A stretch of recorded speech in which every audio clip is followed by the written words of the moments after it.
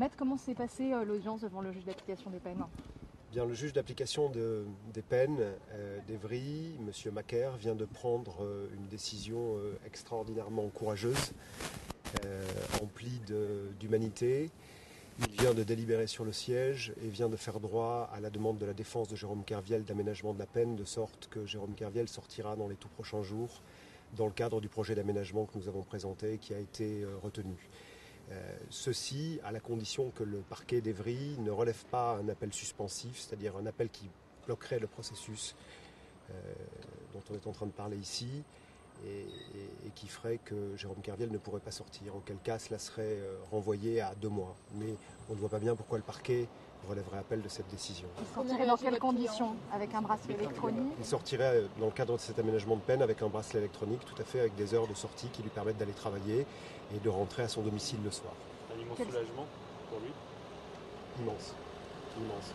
Le soulagement absolument total. Il l'est pour nous aussi. Il y a eu c'est un combat judiciaire dont vous savez qu'il a été long, dont vous savez qu'il a été douloureux pour Jérôme Kerviel. Donc si on résume, les 4,9 milliards qui font que vous vous êtes tous collectivement intéressés à ce dossier n'existent plus puisqu'ils ont été cassés par la Cour de cassation. Jérôme Kerviel sera désincarcéré avec une peine aménagée conformément à la demande de sa défense et à sa demande propre. Et les plaintes que nous avons déposées contre la Société Générale pour faux usage de faux, pour escroquerie au jugement et pour subordination de témoins sont pour certaines d'entre elles en cours d'instruction et pour d'autres dans le cadre de l'ouverture d'enquête.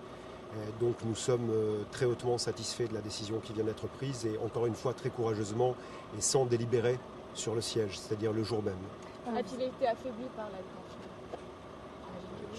Je pense que vous avez la réponse à votre question. Il est évident que d'être privé de liberté dans un contexte comme celui-là, on n'est pas en train de parler d'un multirécidiviste, on n'est pas en train de parler d'un délinquant, on n'est pas en train de parler d'un criminel, on est en train de parler de quelqu'un qui a servi de fusible à un système financier qu'il dénonce aujourd'hui et que nous dénonçons avec lui.